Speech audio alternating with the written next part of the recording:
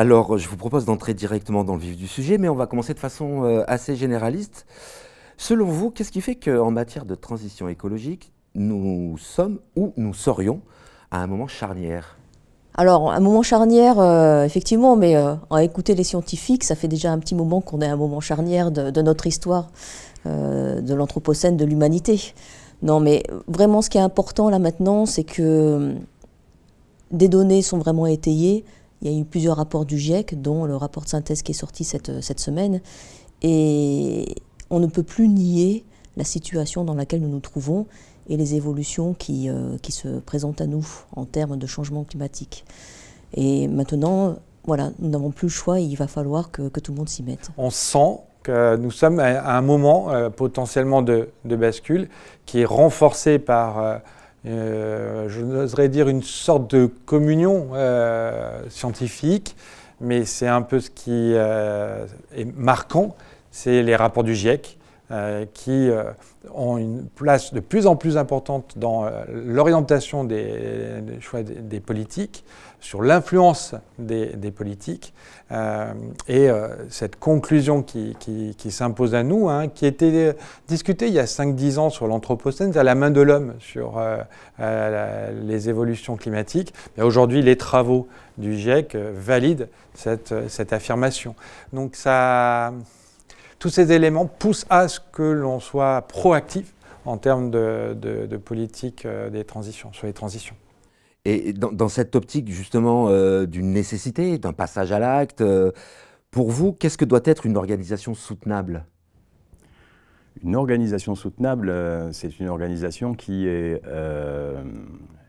déjà le résultat d'une co-construction. Enfin, c'est une organisation qui associe différentes parties prenantes qui vont apprendre à travailler ensemble, à se connaître, à se respecter et puis définir en définitive un certain nombre d'enjeux communs pour pouvoir agir ensemble.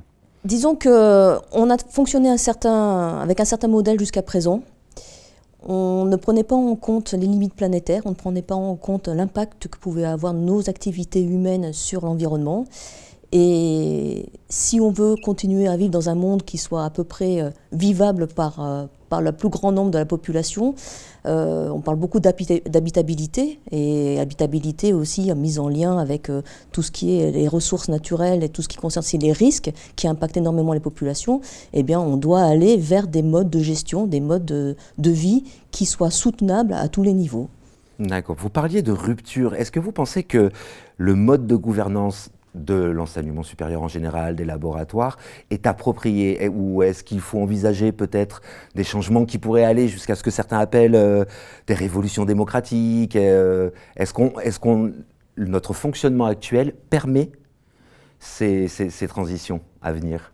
C'est un sujet qu'on a discuté durant ces 2 jours à Ecocampus, bien sûr. C'est la place des usagers davantage présents, la place des étudiants qui doivent être davantage présents, c'est la place de l'ensemble des collègues qui doivent être davantage présents dans le processus d'élaboration de politique et pourquoi pas de prise de décision. Oui, on a eu des tas d'exemples durant ces 2 jours d'acteurs, d'universités qui s'engagent sur ces expériences-là démocratiques, des parlements de collègues, des parlements étudiants, des conseils de développement durable, etc.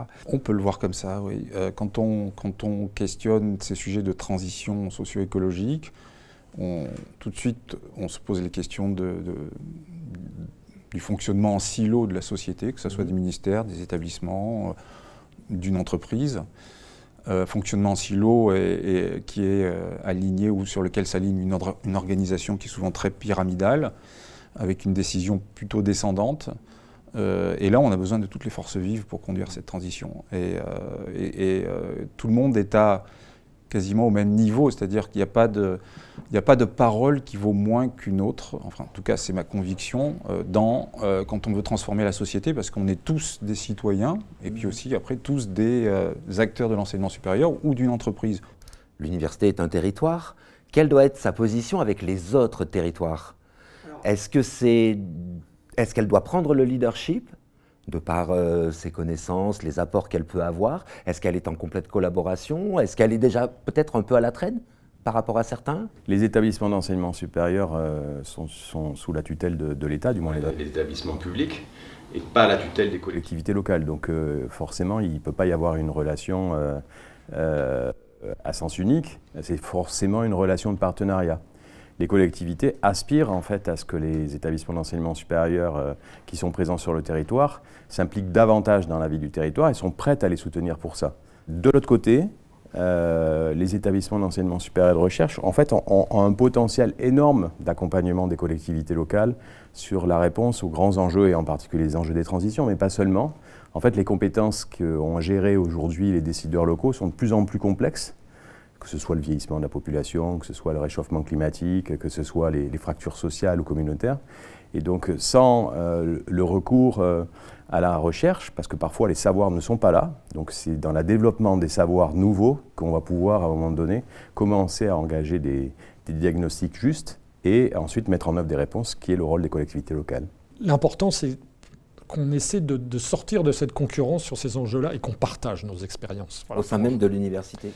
Qu'on partage au sein de l'université et entre territoires et avec les autres universités ou autres établissements de l'ESR et avec les collectivités. Parce que ça se fait, ça ne pourra se faire qu'avec les collectivités territoriales, les entreprises, tous les acteurs socio-économiques. Et l'université est le lieu, il faut vraiment que tout le monde prenne conscience de ça parce que c'est là qu'on a quand même qu'on développe la connaissance, qu'on la transmet et qu'on forme aux métiers de demain. Et on sait très bien qu'il va y avoir des nouveaux métiers. Tous les métiers vont devoir intégrer ces enjeux-là et les développer. Donc il y a tout un travail à faire en interne, un travail à faire au sein de son territoire et avec les autres territoires et les autres établissements. Voilà. Est-ce que c'est aussi la formation initiale qui doit s'adapter? Est-ce qu'on ne passe pas d'un saupoudrage à une réelle intégration dans les cursus? Indispensable, car nous devons former des citoyens éclairés. C'est vraiment le rôle de l'université. Alors, le rôle de l'université, c'est un rôle émancipateur pour nos étudiants, mais c'est grâce au savoir et à la connaissance qu'ils peuvent s'émanciper. Et sur les enjeux de dérèglement climatique, sur les enjeux de biodiversité, sur les enjeux d'inégalité sociale, nos étudiants doivent être formés et bien formés, et dès le premier cycle. Voilà. Donc ça, c'est vraiment pour moi un élément fort et j'oserais dire de révolution démocratique. C'est peut-être un peu excessif, mais je pense que on est à ce niveau-là. Oui, je pense effectivement il faut passer à l'acte, comme je le dis. Donc effectivement, ça suppose en effet d'intégrer les problématiques environnementales et de transition sociétale effectivement, dans les formations et dans toutes les formations, parce que je dirais il n'y a pas de domaine ou de discipline qui ne soit pas concerné par ces enjeux-là.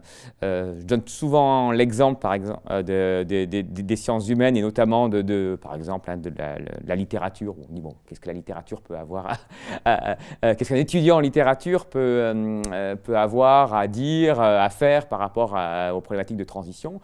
Moi, il me semble qu'il est essentiel aussi, autour justement des transitions à effectuer, de construire des récits, de construire une culture. Parce qu'on sait bien que ce n'est pas simplement par, je dirais, de la technique ou par de la contrainte que l'on arrivera effectivement à mobiliser l'ensemble de nos sociétés. C'est aussi voilà, en créant un imaginaire, des représentations. Et de ce point de vue-là, un étudiant en littérature peut aussi justement œuvrer à ces problématiques de transition via l'élaboration ou le décryptage d'un récit. Une dernière petite question qui n'est pas forcément une question piège, mais pourquoi la priorité à cette thématique de la transition écologique? Et pourquoi pas d'autres comme la précarité étudiante ou des citoyens, la discrimination, l'égalité? Pourquoi celle-là plus que les autres? Oui, c'est une question piège parce que pourquoi cette priorité sur la transition, enfin du moins la transition écologique et sociétale et environnementale et parfois énergétique, puisqu'en fait derrière transition on met plusieurs vocables, elle est tellement englobante qu'elle peut facilement être prioritaire. Pour autant, doit-elle effacer effectivement tous les autres enjeux? Non, bien sûr que non, et surtout pas. Et il ne faudrait pas sacrifier à un effet de mode, parce qu'il y a une prise de conscience générale et parce que tout le monde en parle et que tout le monde veut en être, et puis oublier les autres problèmes, ce serait une grave erreur. Ça dépend de ce qu'on entend derrière transition écologique. Si on le résume à écologie. Oui. Pour moi, c'est pas ça la transition écologique et développement. Je mets transition écologique et développement durable. Transition écologique et développement durable, c'est comment on arrive à trouver un équilibre entre l'environnement, la société et l'économie. Vous voyez ? Donc, en réalité, on devrait parler, mais ça serait un peu long, de transition écologique ou environnementale, sociétale et économique. Et les sujets donc, que vous abordez sont dedans pour moi. C'est parfait. Donc, c'était pas une question piège. Pas du tout.